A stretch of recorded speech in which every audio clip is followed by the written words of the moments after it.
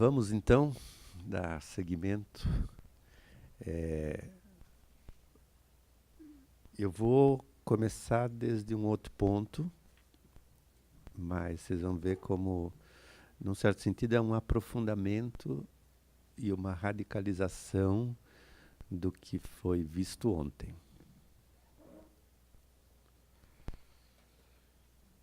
Eu vou falar um pouco também a partir de um pensador italiano chamado Giorgio Agamben, que escreveu um livro intitulado O que Resta de Auschwitz. E nesse livro, o Agamben se refere a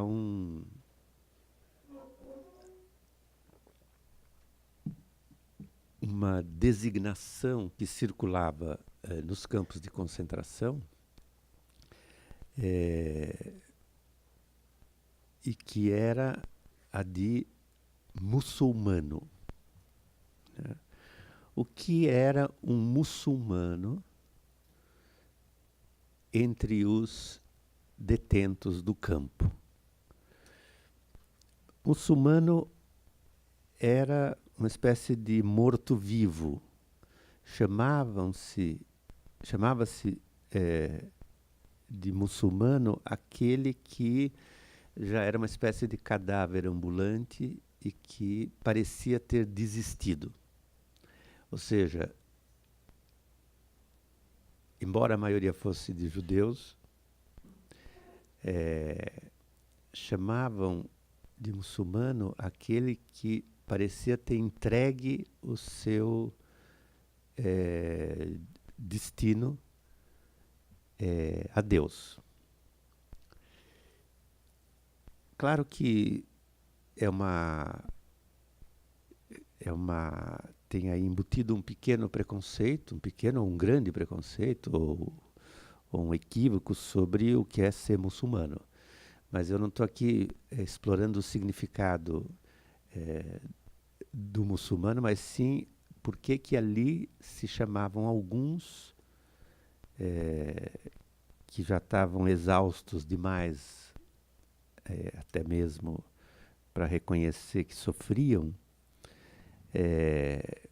de muçulmanos. Quer dizer, o que é entregar sua vida ao destino, numa espécie de fatalismo da desistência.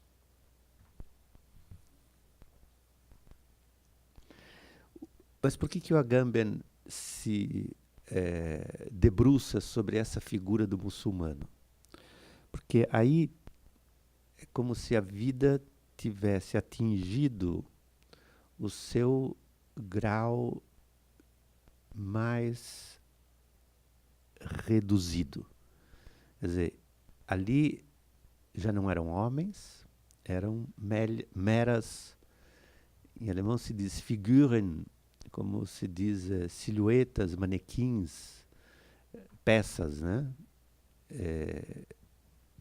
E, portanto, quando os nazistas reduzem os prisioneiros a essa condição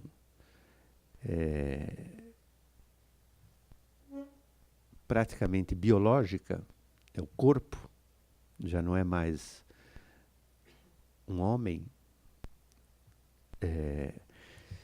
se aparece aí uma zona intermediária entre a vida e a morte que faz problema. E para o Agamben, essa zona intermediária é aquela do sobrevivente. Então, qual é a ideia do Agamben? É que o biopoder, estou introduzindo uma palavra, o biopoder, isto é, o poder sobre a vida, atinge no campo de concentração um limite tal que ele produz mera sobrevida. O biopoder reduz a vida à sobrevida biológica. Produz sobreviventes. Claro que o nazismo parece ser um extremo absoluto. No entanto, não é essa a ideia do Agamben. O Agamben sustenta que o campo de concentração é uma espécie de paradigma biopolítico da nossa contemporaneidade. O campo de concentração não é uma exceção. Ele é quase um modelo. Assim como a ágora era o modelo da democracia para os gregos, o campo de concentração seria o modelo de uma certa gestão biopolítica contemporânea.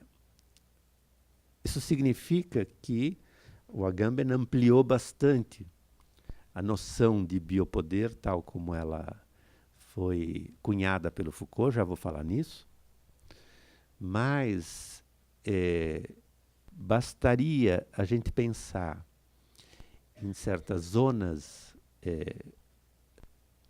atualmente em que, por exemplo, refugiados, imigrantes, fugidos em embarcações precárias, tentando salvar-se na Europa, são concentrados em campos de refugiados, onde estão suspensos os seus direitos.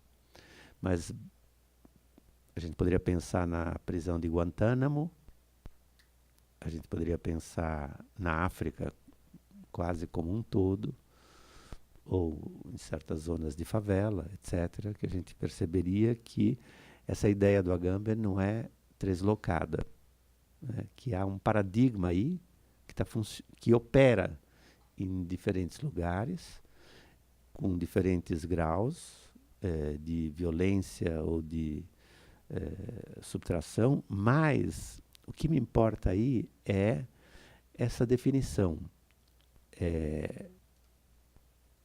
que o biopoder produz sobreviventes. Por que isso me interessa? A produção de sobreviventes.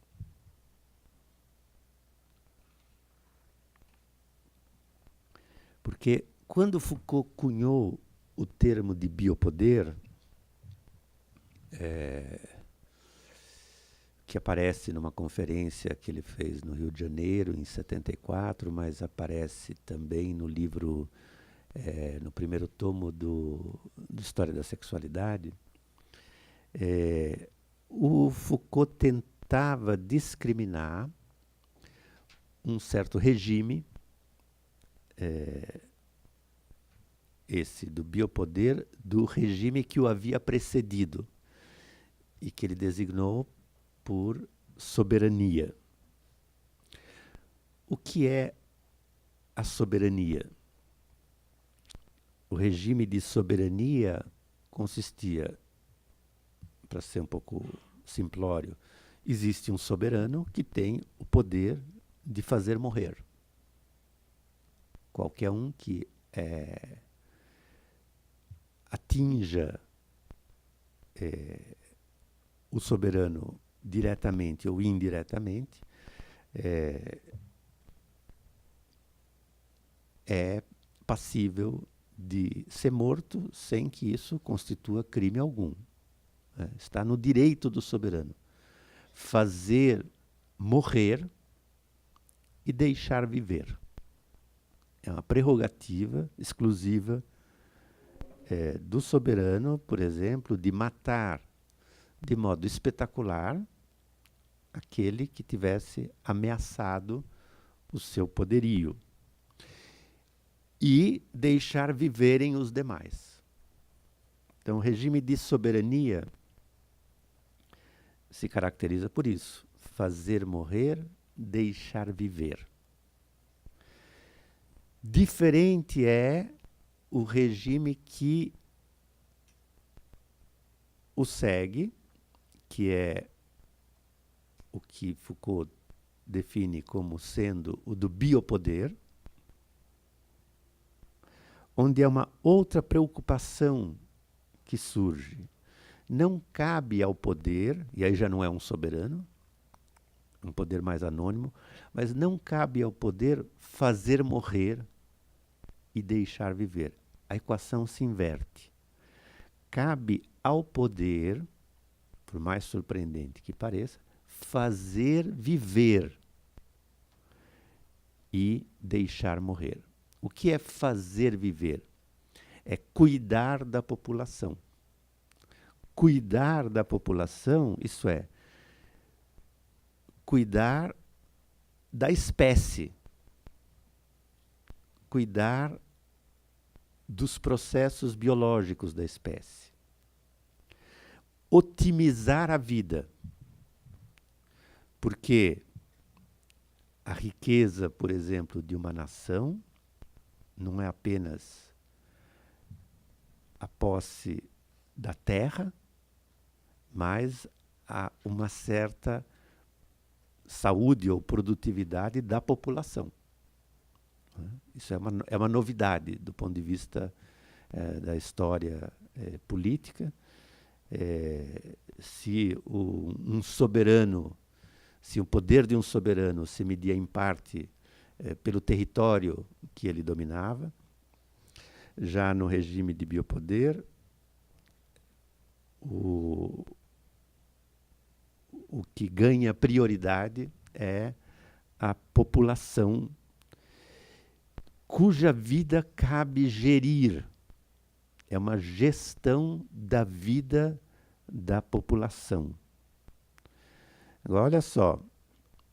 Se antes, eu sei que aqui eu estou mudando um pouco os termos, porque ontem a gente estava vendo sociedade disciplinar e sociedade de controle.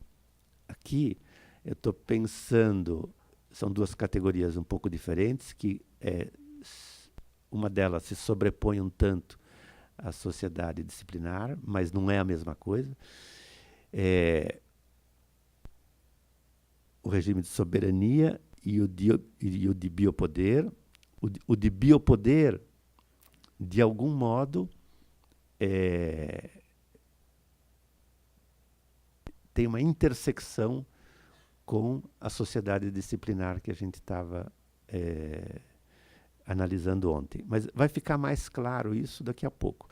Por enquanto, eu diria, esqueçam o que foi dito ontem e se concentrem no que a gente está vendo agora, porque são duas categorias que a gente vai trabalhar e vão se ampliar. Então, se antes o poder no regime de soberania consistia num mecanismo de subtração, de extorsão, né? O soberano vive cobrando impostos e vive roubando terra, por assim dizer. Então, se antes o regime de soberania se concentrava, sobretudo, na subtração ou na extorsão, seja da riqueza, seja do trabalho, né, com os servos, seja do corpo ou do sangue, nas guerras, seja culminando, né, com o privilégio de suprimir a vida dos seus súditos, no caso dos castigos e punições exemplares. No biopoder já é diferente, porque o biopoder não funciona na base da subtração, mas do incitamento, do reforço. Ele visa otimizar as forças vitais, para que elas produzam, obviamente. Visa otimizar as forças vitais que esse poder submete. Portanto, trata-se de fazer viver, e não de fazer morrer. Fazer viver. mas deixar morrer alguns que não se encaixariam nesse segmento cuja vitalidade é produtiva. O que tem aqui de muito interessante é que o poder investe a vida e não mais a morte. No regime de soberania, o poder investia a morte. Quer dizer, a prerrogativa de matar era o cúmulo do poder, né, do soberano, e tinha um investimento simbólico sobre a morte. Mas no regime de biopoder é o contrário, é um superinvestimento da vida e um desinvestimento da morte. A tal ponto que, por exemplo, isso é o Foucault quem diz, né, a morte deixa de ser algo significativo como antigamente. Antigamente morrer era um ritual, era uma cerimônia, era uma transmissão, tinha sua solenidade. A morte deixou de ter significado. Então, morre-se anonimamente. No hospital, morre-se estatisticamente. Agora, olha, é claro que o nazismo, segundo essas categorias que eu acabo de descrever, o nazismo teria consistido numa conjunção monstruosa dos dois, da soberania e do biopoder. Porque é óbvio que ali visava-se gerir, otimizar a população, otimizar a vitalidade da população ariana e suprimir todas as demais.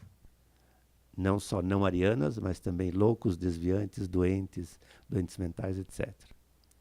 Então o nazismo é um cruzamento extremo entre soberania e biopoder.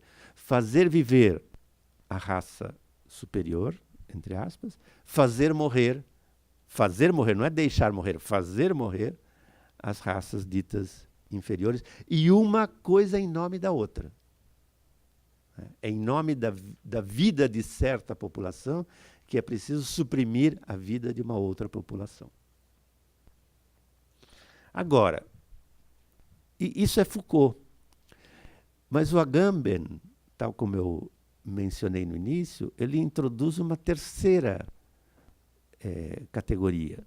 Ele vai dizer que o biopoder contemporâneo, diferentemente do que aquele que Foucault descreve, já não se incumbe de fazer viver, nem se incumbe, como o regime de soberania, de fazer morrer, mas sim de fazer sobreviver.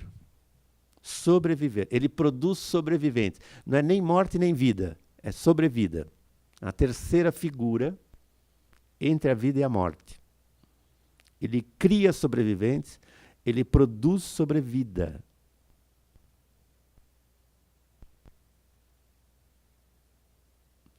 E é essa sobrevida que constitui, por assim dizer, o seu objeto maior e modulável. Portanto, trata-se, para o Agamben, se a gente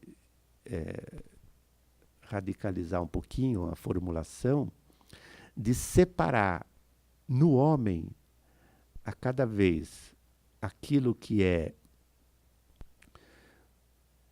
o não-homem do homem. Isto é, a sua vida animal.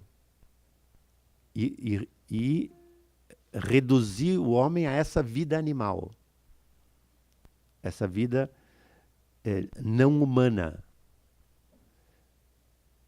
A essa condição de muçulmano. É uma espécie de vida vegetativa. Agora, aparentemente, isso parece uma espécie de aberração. Quando o Agamben faz essa proposição, ele distingue dois termos em grego que são duas designações para o ser vivo. Um que é zoé e outro que é bios. Um que é a mera vida, portanto é uma vida que é comum aos animais ou às plantas, mas também aos homens. E outra que é uma vida qualificada, uma vida com uma qualidade. Não é a mera vida, não é o simples fato biológico da vida.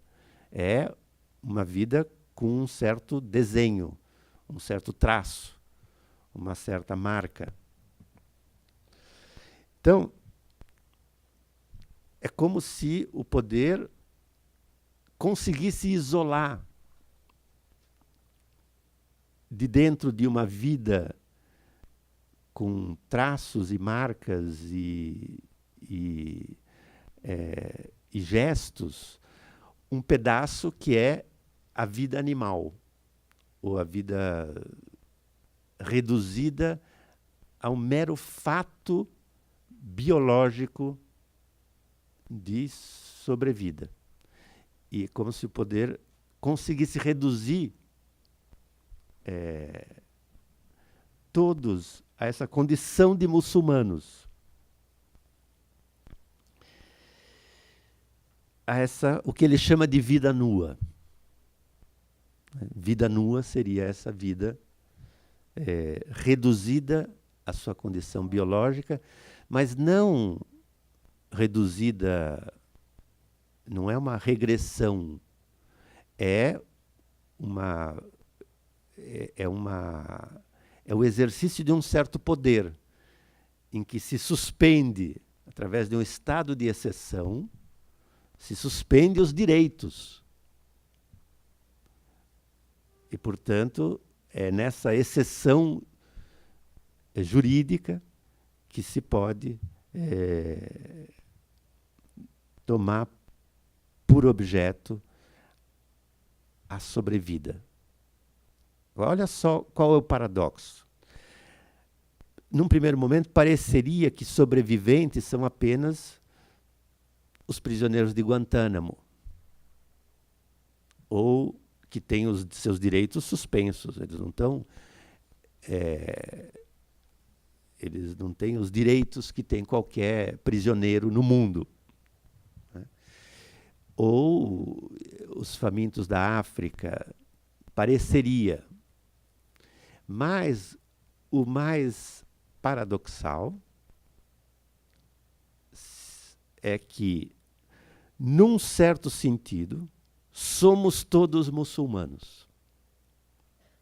Somos todos sobreviventes. Nós, que temos celular, que temos uma certa liberdade, que desfrutamos, entre aspas, de uma certa democracia, que consumimos, etc.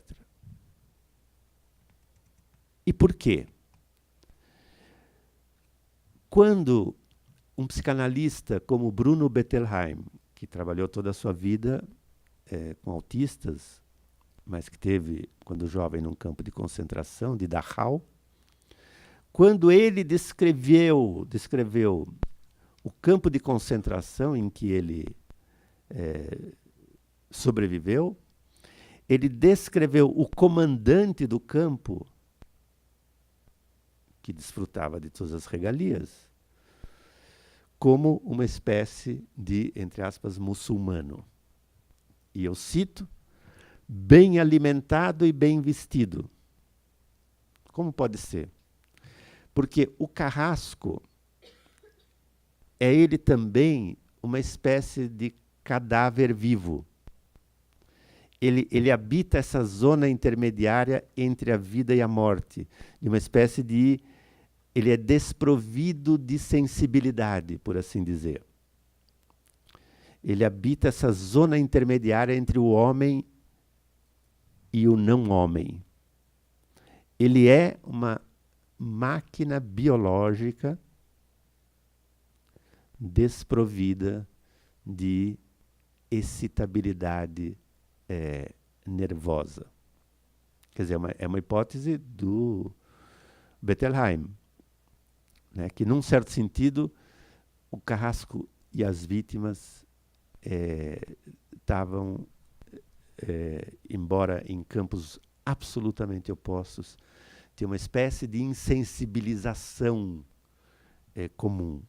Então, o Agamben expande essa hipótese para dizer que o biopoder contemporâneo não se restringe aos regimes totalitários, nem às zonas de intervenção de exceção, mas ele inclui plenamente a democracia ocidental como um todo, a sociedade de consumo, essa espécie de hedonismo em massa, essa medicalização da existência. Num certo sentido, o que ele está dizendo? Todos nós temos uma visão biologizante da vida. Ou melhor, todos nós tendemos a reduzir a vida à mera sobrevida biológica. Por mais luxuosa que seja a nossa vida, por mais sofisticada que ela pareça, por mais livre que ela pareça ser, na verdade, nós lidamos com uma primazia da sobrevivência. Eu vou falar disso logo mais, mas primeiro eu quero dar um exemplo mais concreto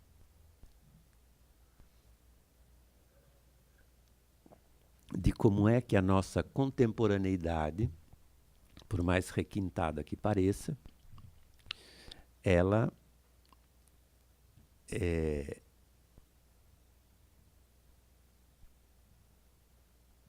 investe o corpo biológico mais do que qualquer coisa. Então, o exemplo... Sabem que, desde já algumas décadas, a gente poderia dizer que o foco do sujeito se deslocou. Se antigamente, digamos, o foco do sujeito era a intimidade psíquica, quando a gente falava ou se pensava, era o nervo da subjetividade, era a sua interioridade psíquica, ou seus complexos, ou a sua, obviamente, sua sexualidade incluída, etc. O foco se deslocou. Hoje em dia, claro, tudo isso estou carregando nas tintas para mostrar um deslocamento. O eu é o corpo. Como se a subjetividade tivesse sido reduzida ao corpo. Isto é, a sua aparência, a sua imagem, a sua performatividade, a sua saúde. Se a gente pensar qual é o que mais é investido, é a saúde do corpo, a sua saúde, a sua longevidade. Quer dizer, é como se o nosso corpo não é mais aquele corpo da sociedade disciplinar docilizado por todas as instituições, o corpo disciplinado da caserna, ou o corpo disciplinado da fábrica ou da escola, etc. Mas isso a gente já sabe, pelo que a gente viu ontem, né, por essa passagem à sociedade de controle. Já é um corpo que não sofre a vigilância desde fora, mas se vigia a si mesmo. Né? Quer dizer, como se o panóptico tivesse sido inteiramente interiorizado. Não é mais o corpo da fábrica, o corpo do exército, o corpo da escola. Cada um hoje se submete voluntariamente a uma espécie de ascese, né? As pessoas vão à academia de livre e espontânea vontade, dá um jeito no seu corpo. Dá um jeito, ora, segundo preceitos científicos, o que é um corpo saudável, né? Ora, dá um jeito esteticamente. Quer dizer, aí o modelo seriam as celebridades. Quer dizer, o meu corpo precisa estar conforme ao que a ciência diz que é saúde e deve estar conforme ao que a cultura das celebrities diz que é uma certa beleza. Claro que, ao tentar adequar meu corpo às normas da saúde, equilíbrio, longevidade, etc., ou as normas da cultura do espetáculo, essa espécie de obsessão pela perfectibilidade física é um certo fascismo. Percebem? Eu estou investindo na melhoria da raça, na perfeição do corpo. E se o meu corpo não é muito conforme, bom, não faltam técnicas, né, de intervenção biotecnológica, química, genética, eletrônica ou mecânica, que vai produzir essa perfeição, mesmo que eu sofra muito com isso. Bem-estar aí, não é o bem-estar que está sendo visado, mas a perfeição. E a perfeição pode se dar às custas do bem-estar sem problema.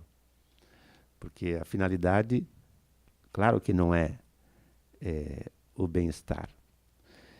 Quer dizer, nós abraçamos voluntariamente, isso já aqui coincide uma sociedade de controle com o biopoder contemporâneo. Tá? Vocês viram como aqui já se sobrepõe, do ponto de vista do momento histórico, mas também da complementação das lógicas. O fato é que nós abraçamos voluntariamente a tirania da corporeidade perfeita. Em nome do quê? Bom, de várias coisas, da saúde, de um certo erotismo, de poder, de um certo poder de sedução, ou de várias coisas, mas é uma ascese, no sentido da renúncia do corpo, mas não como antigamente, né, sei lá, um místico se impunha uma certa ascese, em que ele renunciava aos bens desse mundo, né? A bioascese contemporânea é um cuidado consigo mesmo, mas diferentemente dos antigos que Foucault estudou para extrair deles a noção de cuidado de si, o cuidado de si dos antigos visava a bela vida, isto é, uma bela existência. Mas o nosso cuidado, se a gente pudesse chamar isso de um cuidado de si, é um cuidado que não é que visa a bela existência, visa o belo corpo. Visa o corpo, não a existência. Visa o corpo, a sua longevidade. O objetivo é o corpo, não a vida. O corpo, a sua saúde, a sua beleza, a sua bela forma, a sua, por assim dizer, felicidade científica ou estética. Entre aspas, felicidade, porque de felicidade aí tem pouca coisa. O Deleuze, com o seu humor assim diabólico, chamaria isso de a gorda saúde dominante. Mas é uma certa ideia de saúde. O Nietzsche fazia uma diferença entre a pequena saúde e a grande saúde. A pequena saúde era isso, né? Era um pouco assim, preservar, era isso não, era antes disso, mas, enfim, tinha algo de preservar a todo custo. A grande saúde é outra coisa. É a capacidade de arriscar a própria vida em experimentações diversas. Mas vamos voltar ao nosso assunto aqui. Então, essa coerção contemporânea, autoimposta, porque não tem ninguém que te manda fazer. Claro, as revistas aconselham, os médicos sugerem, as famílias cobram, os namorados ou namoradas fazem a sua seleção, segundo critérios que vão por aí. Mas eu não hesitaria em nada em chamar isso de um corpo fascista.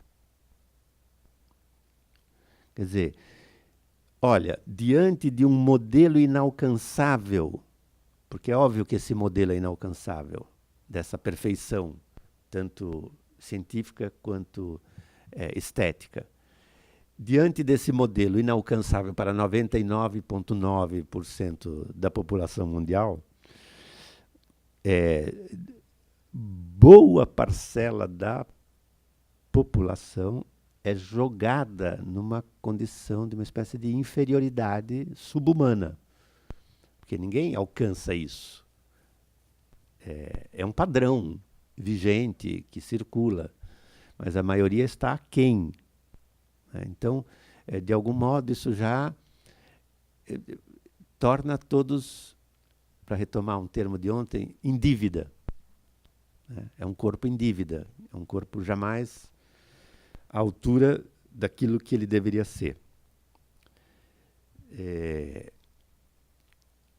Então, a gente poderia dizer que, somando isto, esse exemplo do corpo, esse superinvestimento do corpo, com todas as manipulações e experimentações que visam, talvez, uma certa eugenia que a gente mal consegue ainda vislumbrar, continuamos, segundo o registro do Agamben, nos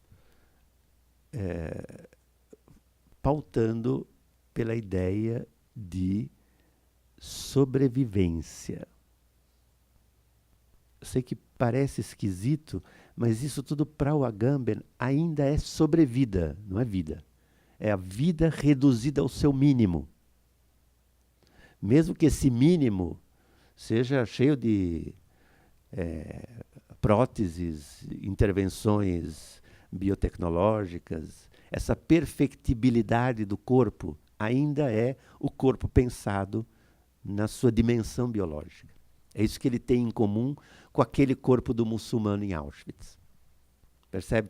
Tem um contínuo que vai, digamos, do hedonismo de massa de uma sociedade desenvolvida e democrática contemporânea até os extremos da miséria e da pobreza. É a concepção do Agamben, eu não vou discuti-la, quis mais expô-la, para desdobrar um pouquinho essa ideia da sobrevivência e da sobrevida, do biopoder como produção de sobrevida. Tem um autor que vocês devem conhecer, contemporâneo, que é um filósofo chamado Slavoj Žižek. Ele é famoso, ele é cheio das polêmicas, ele adora uma polêmica, ele vive disso. É um filósofo e tem as suas ideias, às vezes interessantes, mas muitas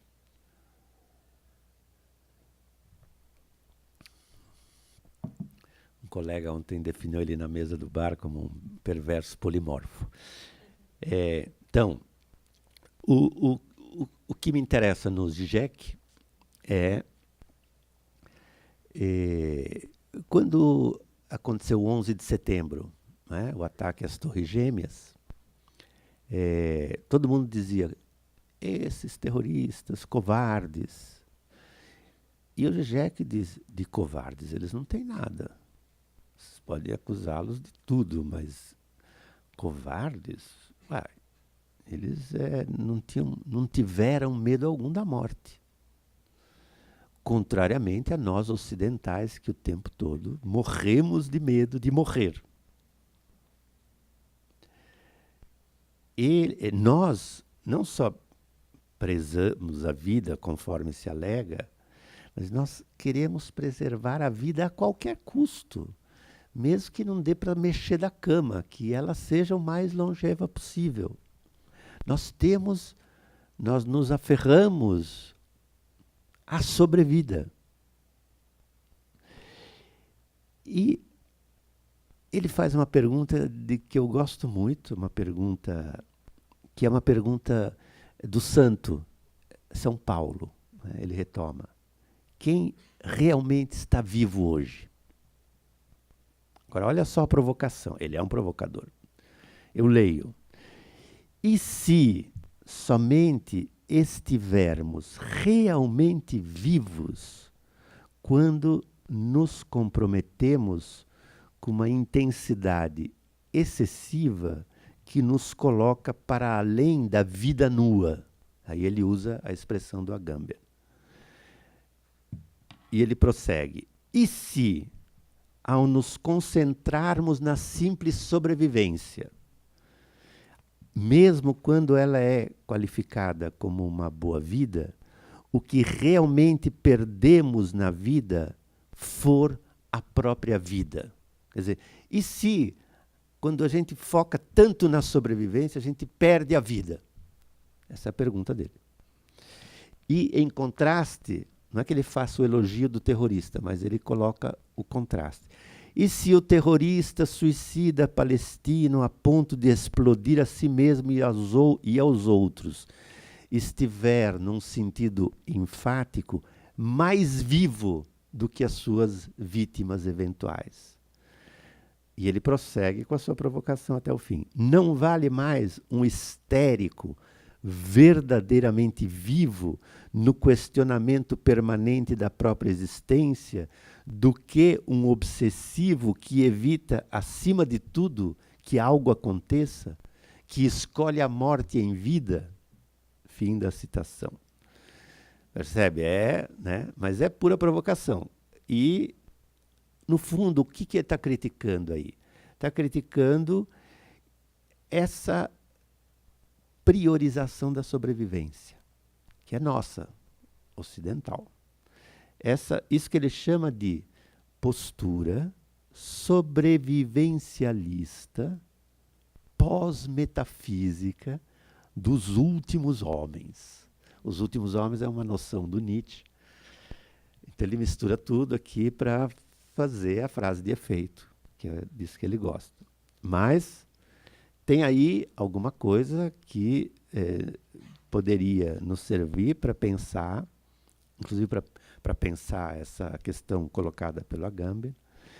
E talvez é uma crítica a esse espetáculo, por assim dizer, anêmico dessa nossa vida, que se arrasta como uma sombra de si mesma num contexto biopolítico em que o que nós almejamos, no fundo, é a vida mais asséptica, a mais indolor possível, a prolongável ao máximo. Né? E aí, com o senso do exemplo, ele diz, essa vida, né? Onde os prazeres são totalmente artificializados. É café sem cafeína, é cerveja sem álcool, é sexo sem perigo, é guerra sem baixas, é política sem conflito. Enfim, é essa espécie de realidade virtualizada. Agora, é óbvio que para o Agamben, para o Zizek, estou falando do Zizek, para o Zizek, morte e vida aqui designam não fatos objetivos, mas, por assim dizer, posições existenciais subjetivas. Quando ele pergunta quem está vivo hoje, é disso que ele está falando. Quem está realmente vivo? Quem está numa posição existencial subjetiva viva ou, ao contrário, morta? Morta viva. Morta em vida. Muçulmana, a gente diria. Quer dizer, no fundo ele está brincando com a ideia de que haveria mais vida do lado daqueles que num gesto suicida e numa explosão de gozo reintroduziram essa espécie de absoluto na vida diária com 11 de setembro, do que haveria mais vida do lado de lá do que nessas vítimas, nós todos, últimos homens que arrastamos nossa sombra de vida como zumbis pós-modernos. Nós seríamos os zumbis. Né? Quer dizer, tem uma paisagem que ele está tentando descrever, de desolação, anêmica, contra a qual veio se inscrever esse ato absoluto do 11 de setembro, e que isso nos serviria para repensar a nossa própria vida. É como se a vitalidade tivesse migrado para o lado daqueles que fazem da volúpia de morte um ato de vida, desafiando o nosso sobrevivencialismo exangue. Bom, Charles Zizek a gente não vai aprofundar muito, mas a gente poderíamos dizer que nessa pós-política espetacularizada, onde algo da vitalidade social foi sequestrada e onde estamos todos reduzidos a uma espécie de sobrevivencialismo biologizante, à mercê dessa espécie de gestão biopolítica, cultuando formas de vida de baixa intensidade, submetidos a uma espécie de morna hipnose,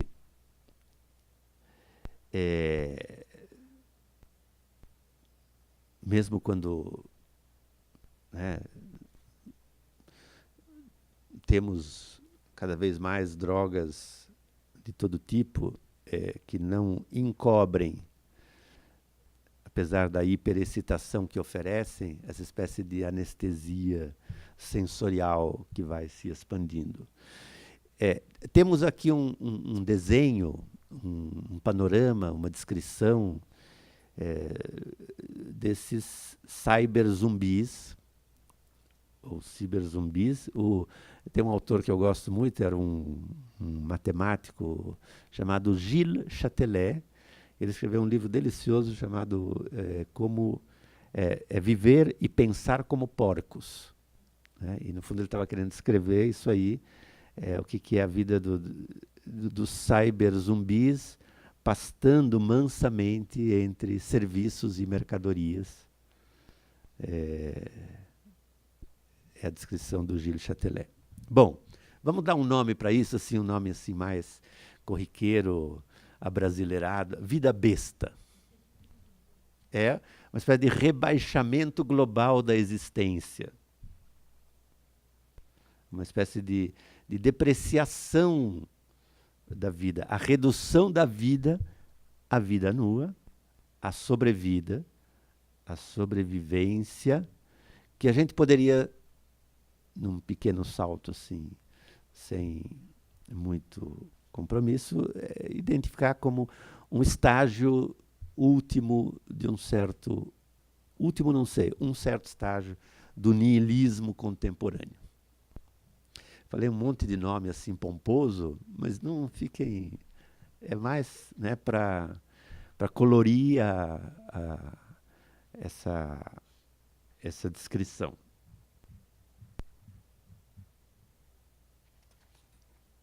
Agora, claro, chegou o momento de perguntar, bom, quando a vida é reduzida à vida besta, em escala planetária, quando o niilismo se dá a ver de maneira tão gritante, nesse estado hipnótico consumista, do que o Zizek chama de homo otários, a gente poderia, deveria perguntar o que é que ainda poderia nos sacudir de um tal estado de letargia.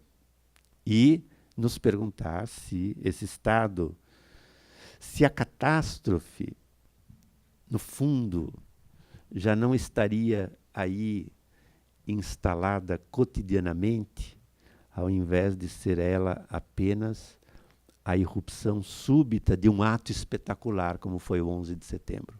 Talvez a catástrofe não seja o 11 de setembro, mas seja aquilo que já viceja há muito tempo.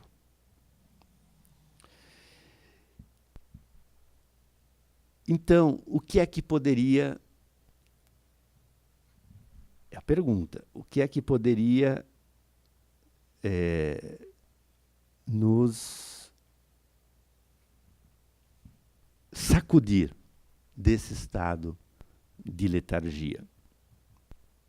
Tá clara a pergunta? Tá, né? E a gente está ansioso por uma resposta. Né? Olha, tem uma definição de que eu gosto muito, uma definição beckettiana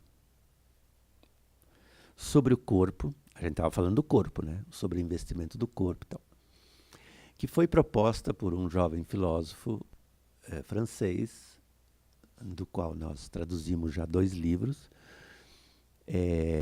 David Lapujade, que eu considero hoje o melhor intérprete do Deleuze. E ele diz o seguinte, ele dá uma definição do corpo, que é a mais esquisita que eu já vi. O que é o corpo? O corpo é aquilo que não aguenta mais. O corpo é aquilo que não aguenta mais. Puxa vida, é tão enigmática, é tão bela, é tão extrema essa definição. O que será que o corpo não aguenta mais? Podemos elencar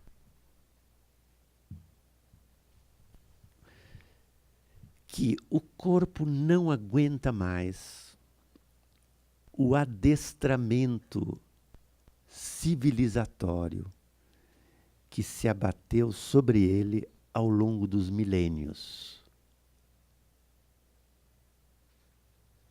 Quem quiser dar uma olhada nisso, leia um pouco da Genealogia da Moral do Nietzsche. Porque ali ele descreve o que foram esses milênios de adestramento civilizatório.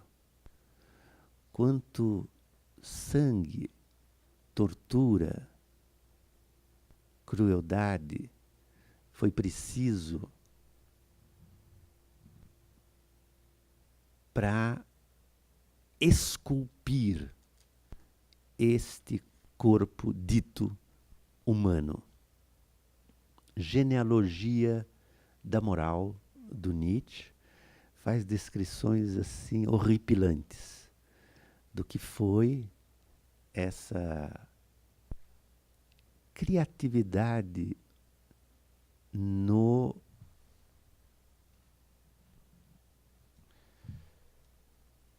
na invenção de técnicas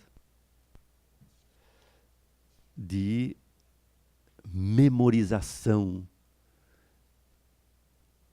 para esse corpo. Toda uma mnemotécnica. A gente só diz, o Nietzsche ali, que aprendemos com muita dor infligida, ritualmente, a sermos isso que somos. Mas isso é uma camada. O que o corpo não aguenta mais, por um lado, é esse adestramento civilizatório. Ou o que um outro autor, que eu recomendo também, chamado Norbert Elias, descreveu como sendo esse progressivo silenciamento do corpo. Né? O corpo foi sendo expurgado de todos os seus ruídos, impulsos, movimentos, arrotos, peidos, tudo isso foi sendo, né, contido. Então, essa poderia ser uma camada, esse adestramento civilizatório. Uma outra camada, a gente poderia dizer, essa docilização que o Foucault descreve através de todas as instituições que vêm do século XVII, XVIII, XIX, etc., que foram produzindo um corpo dócil, um corpo obediente, um corpo passível de ser amestrado para funções diversas, etc.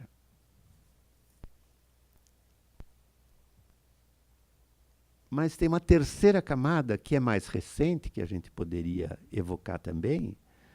O que o corpo não aguenta mais não é só aquele adestramento civilizatório e essas técnicas disciplinadoras, mas também o que o corpo não aguenta mais é essa mutilação biopolítica ou biotecnológica, toda essa modulação estética ou científica que nos vai sendo imposta. Portanto, a gente poderia dizer, num sentido amplo, o que o corpo não aguenta mais é essa mortificação sobrevivencialista. Agora eu estou falando ainda da terceira camada. Mortificação sobrevivencialista, seja no estado de exceção, digamos, mais extremo, como no campo de concentração, Guantánamo, África, etc., ou nessa banalidade cotidiana nas sociedades hedonistas, consumistas, democráticas, desenvolvidas, etc. Então, vocês veem como, do ponto de vista dessa definição tão forte e aguda do Davi Lapujade, a gente poderia dizer que várias das noções que a gente levantou aqui, elas ressoam entre si. Por exemplo, o muçulmano, o cyberzumbi, o corpo espetáculo, a gorda saúde dominante. Né? Por mais que designem situações distintas, elas ressoam numa espécie de efeito narcótico e anestesiante, de uma dessensorialização. Quer dizer, o que a gente conseguiu, digamos assim, é uma espécie de impermeabilidade de um corpo, como diria o Juliano Peçanha, que é um autor paulista de que eu gosto muito, chamou de um corpo blindado. Nós construímos um corpo blindado, impermeável, insensível. Então, diante disso, o que fazer? Né? E uma das possibilidades seria, numa linhagem nietzschiana, retomar o corpo naquilo que lhe é mais próprio, a saber, a sua dor no encontro com a exterioridade. eu diria, retomar o corpo na sua condição de corpo afetado pelas forças do mundo e corpo afetável pelas forças do mundo, capaz de ser afetado por elas. Portanto, não um corpo blindado, mas justamente um corpo poroso. O que está em jogo é a nossa afectividade. Afectividade é a capacidade de ser afetado. A possibilidade de ser afetado pelas forças do mundo. Uma estudiosa do Nietzsche, chamada Barbara Stiegler, escreveu um belo livrinho, Nietzsche e a Biologia, ela insiste como, para Nietzsche, todo sujeito vivo é, primeiramente, um sujeito afetado, um corpo que sofre de suas afecções, e não um corpo anestesiado. Um corpo que sofre, no sentido forte da palavra, com os seus encontros, com a alteridade que o atinge, com a multidão de estímulos e excitações que lhe chegam, e obviamente que cabe a ele, segundo esse ensinamento spinozano, nietzschiano também, cabe a ele selecionar. Não é tudo que pode entrar, que pode chegar, que pode se compor comigo. Digo, um corpo... há uma filtragem, né? Mas ainda assim há uma exposição, sem a qual esse corpo morre. Ou torna-se um morto-vivo, um zumbi, ou um cyber-zumbi. Quer dizer, nessa linha também o Deleuze insiste. Um corpo não cessa de ser submetido aos seus encontros com a luz, o oxigênio, os alimentos, os sons, as palavras cortantes. Um corpo é, primeiramente, encontro com outros corpos. Poder de ser afetado, segundo essa definição spinozana. Mas insisto, não é afetado por tudo e por todos o tempo todo, como quem deglute e vomita tudo, que é o que a gente faz. Tudo entra e tudo sai, mas nada nos afeta verdadeiramente. Tudo entra e sai sem que tenha deixado rastro. Quer dizer, nós temos um estômago fenomenal, tudo pode entrar e tudo pode sair, na pura indiferença a quem nada abala.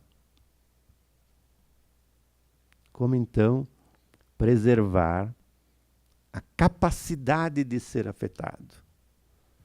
Esse poder, essa potência,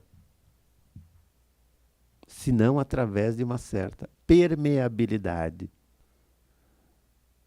uma certa passividade também, por que não? Nós somos hiperativos. E talvez até mesmo uma certa fraqueza. Agora eu lanço uma pergunta que não é minha, mas que vem desses autores, porque há um certo elogio da fraqueza aqui. Em que sentido?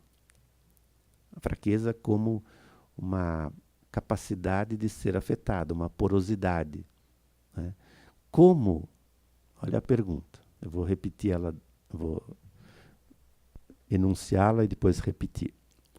Como ter a força de estar à altura da sua própria fraqueza, ao invés de permanecer na fraqueza de cultivar apenas a força. Eu vou repetir. Como ter a força de estar à altura da própria fraqueza, ao invés de permanecer na fraqueza de cultivar apenas a força. A fraqueza de cultivar apenas a força é a consigna fascista. Né? Agora, ter a força de estar à altura da própria fraqueza, isso já é totalmente outra coisa. Como, por exemplo, como dizia um autor polaco-argentino, Gombrowicz, estar rente ao seu próprio inacabamento. Ou ao inacabamento da própria vida, ali onde ela se encontra em estado mais embrionário. Ali onde a forma ainda não pegou inteiramente. Esse estado embrionário, aquele dos seres ainda por nascer. Como acolher os seres ainda por nascer, venham eles de fora ou de dentro. Estejam eles onde estiverem. E sejam eles o que forem, seres de verdade, seres sonoros, pictóricos,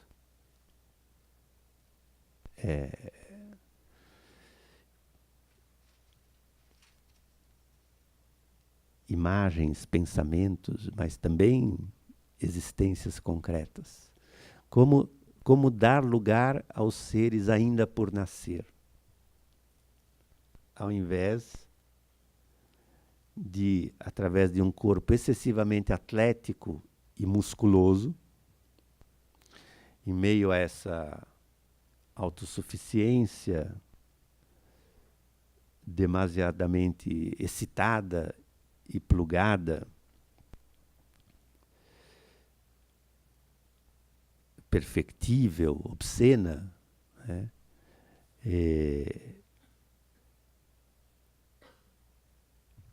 Obturar o nascimento de qualquer nova modalidade de povoamento. Não sei se vocês talvez lembrem do conto do Kafka, o Artista da Fome, onde, né, tem ali o jejuador que vai ser varrido junto com a palha, porque ali há de vir um animal com mandíbulas poderosas. Né? O jejuador é aquele que faz da sua fraqueza uma certa potência. Ele está, por exemplo, ele é aquele que tem a força de estar à altura da própria fraqueza. Mas ele é jogado fora, porque vem ali um tigre, que é a perfeição e a força atlética.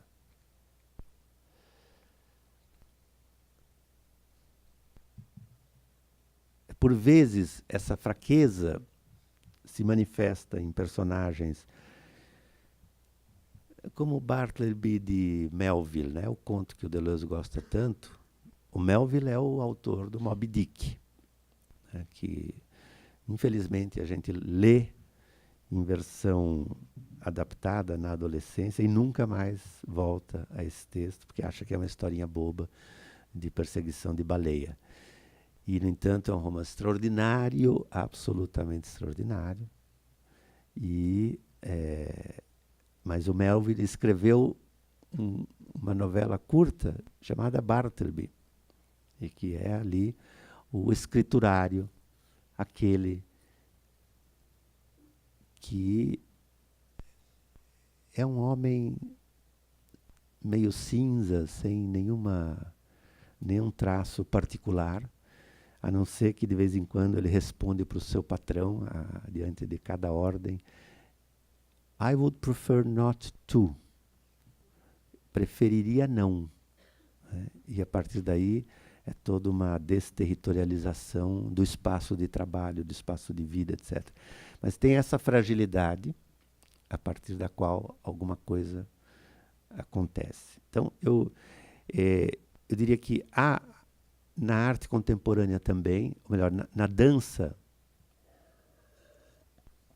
numa certa dança, que eu nem sei se dá para dizer contemporânea, está cheio de dançarino aqui que vai me dizer melhor, mas, por exemplo, o José Gil, que é um filósofo português, que trabalhou muito sobre Fernando Pessoa, que fez uma tese com o Deleuze e que escreve bastante sobre dança, ele tentou mostrar como na dança contemporânea o corpo se assume como um feixe de forças e não como um conjunto de órgãos.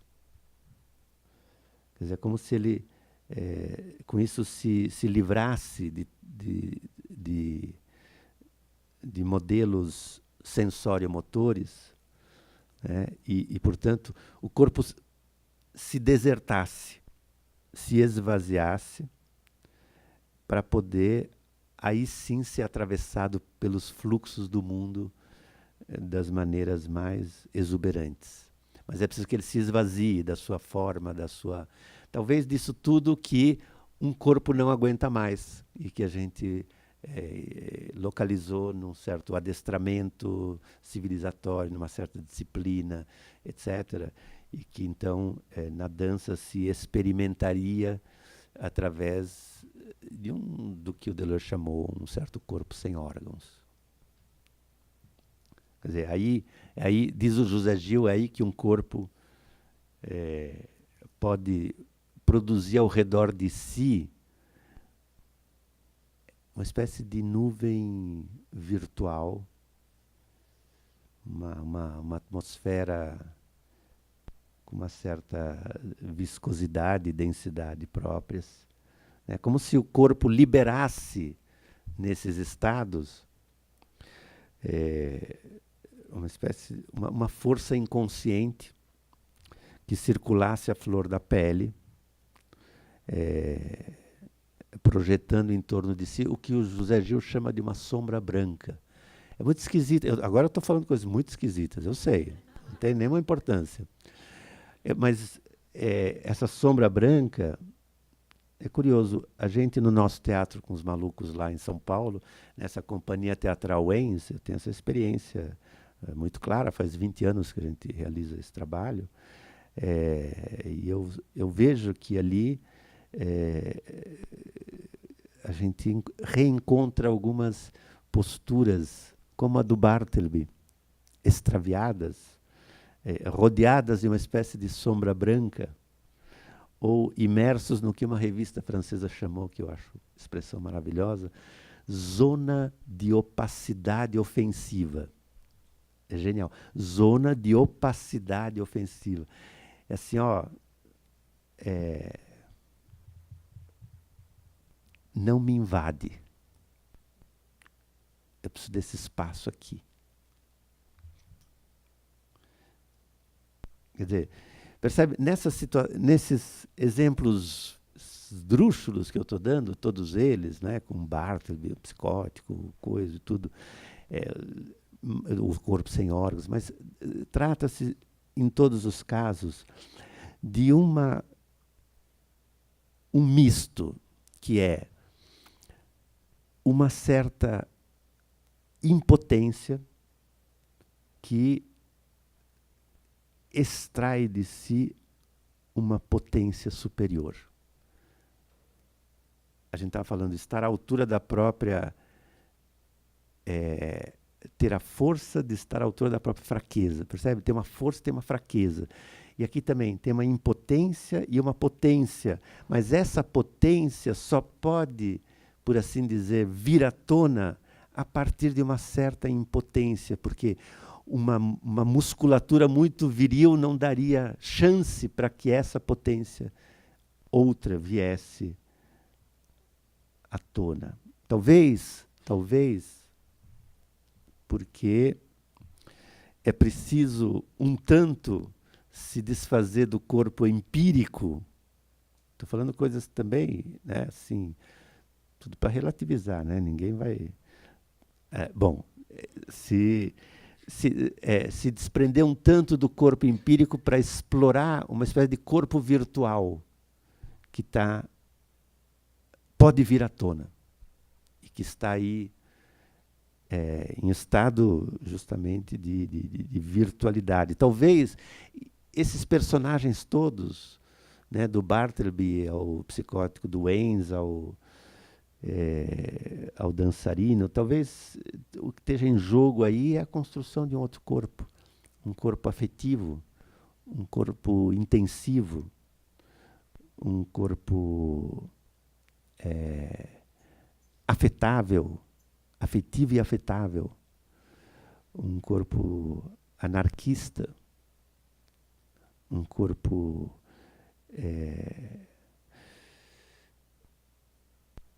com muitas zonas limiares que embaralhem as hierarquias, as divisões, as funções. Quer dizer, que se ofereça como uma espécie de plano para intensidades que deslizem sobre ele de outra maneira. É um pouco o que o Artaud reivindica quando ele fala do corpo sem órgãos, é isso. Um corpo que, ao invés de ser um conjunto de órgãos com funções delimitadas, sendo que cada uma dessas funções remete a uma hierarquia social, a um poder, né? O corpo como fruto de um biopoder, é isso. Ao invés disso,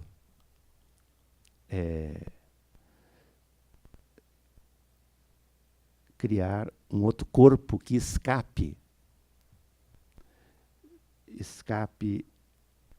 ao juízo de Deus, ou do patrão, ou do pai, e que se ofereça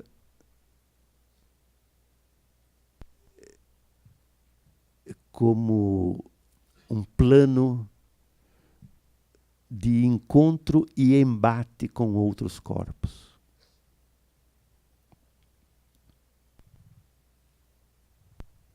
Quer dizer, uma outra vitalidade. Que a gente está falando de um outro corpo, mas de uma outra vitalidade que talvez já não tenha a ver com esse homem do qual a gente falava ontem também, esse humano demasiadamente humano, formatado demasiadamente formatado, organicizado e organizado demasiadamente, organicizado e organizado. É isso que o Deleuze chama de uma vitalidade não orgânica.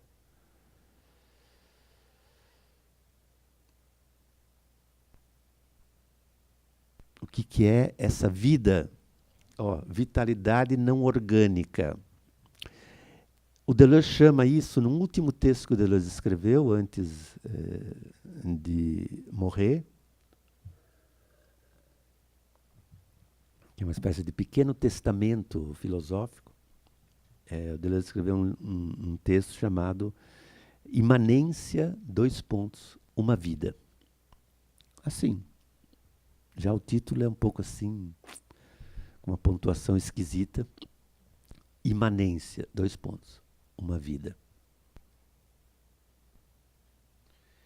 E ali ele descreve, retoma a descrição do Dickens,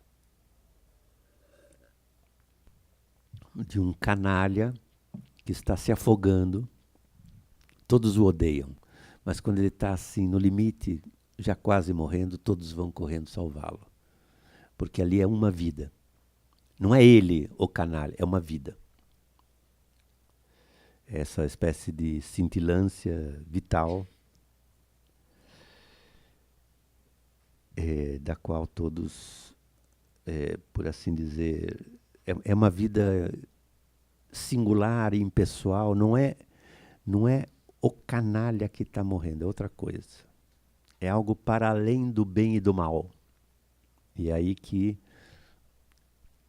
se oferece a ele uma ajuda. Então, eu estou chegando aqui num ponto em que o Deleuze está tentando definir o que é uma vida. Uma vida. Não é uma pessoa. É uma vida que atravessa uma pessoa eventualmente, que a atravessa, que a trespassa, Mas o que é essa uma vida? Que, por exemplo, também no outro extremo, a gente está falando de um moribundo, a gente pode falar de um recém-nascido. Está ali. Não é uma pessoa, mas é uma vida palpitante, pura potência, frágil e poderosíssima. Fragilíssima e poderosíssima.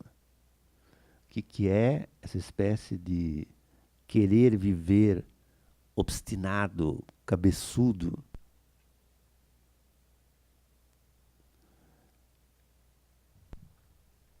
É como se o Deleuze estivesse buscando para aquém das pessoas ou dos indivíduos essa matéria vital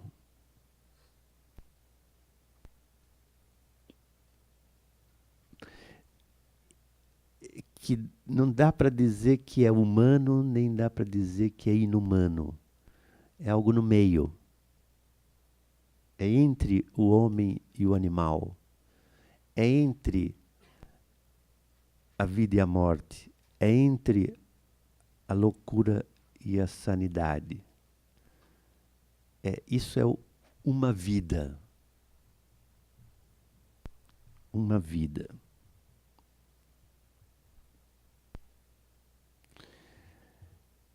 Agora eu vou lançar uma pergunta.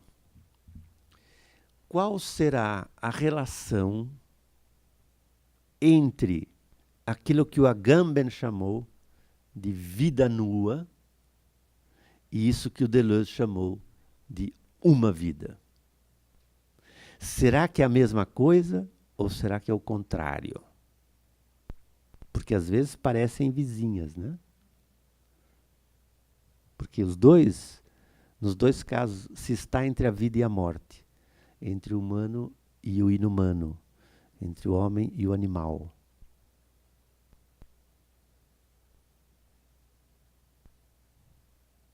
Como diferenciar uma coisa da outra?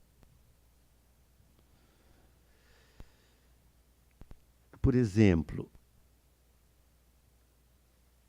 é claro que para fazer aparecer essa uma vida do Deleuze, por vezes é preciso desfazer a forma da pessoa ou do indivíduo, eu diria de maneira um pouco diferente, assim. Há uma decomposição do corpo, uma desfiguração do corpo. Por exemplo, o Butô.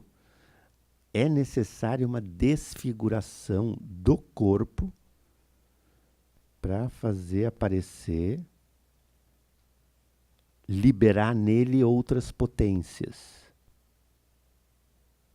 Então, tem aí uma tendência que caracterizou as últimas décadas, nas experimentações diversas que vão da dança às drogas, passando pela literatura e outras coisas, de uma certa desfiguração e decomposição ativas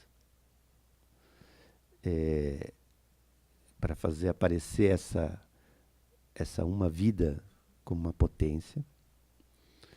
Mas isso é totalmente diferente, essa desfiguração na chave de uma experimentação, é totalmente diferente da manipulação biotecnológica que vai desfigurando por razões outras, com finalidades inteiramente outras.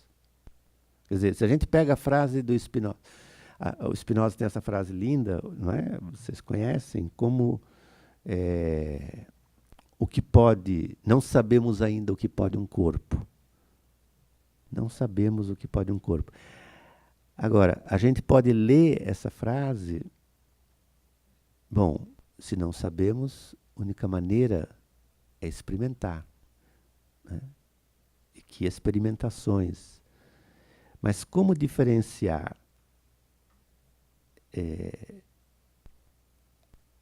as experimentações, o que pode um corpo, com as experiências que se vão fazendo com o corpo tomado como um objeto de manipulação biotecnológica. Quer dizer, uma coisa é o que pode o corpo, outra é o que será que se pode fazer sobre este corpo. Quer dizer, por isso, é diferente o que pode um corpo e o que se pode fazer com o corpo.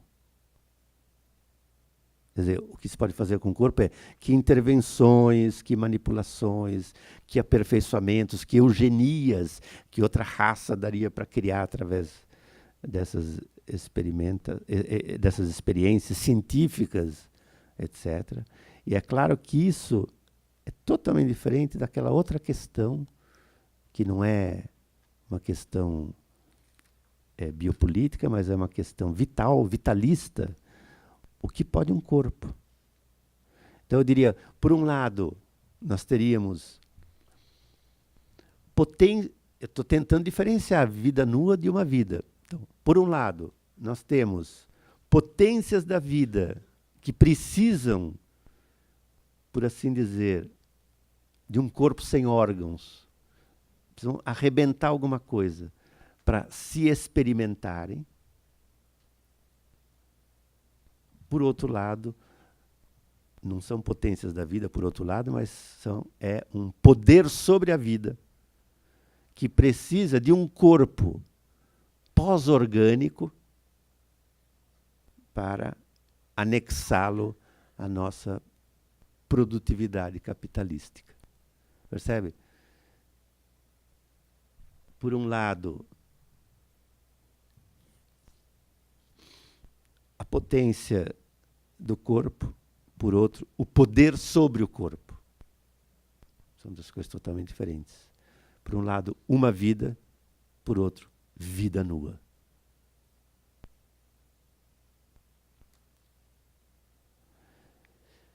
Eu não sei se isso ficou claro, mas a gente vai ter tempo de retomar isso depois de um descanso para todos. Meia hora, então?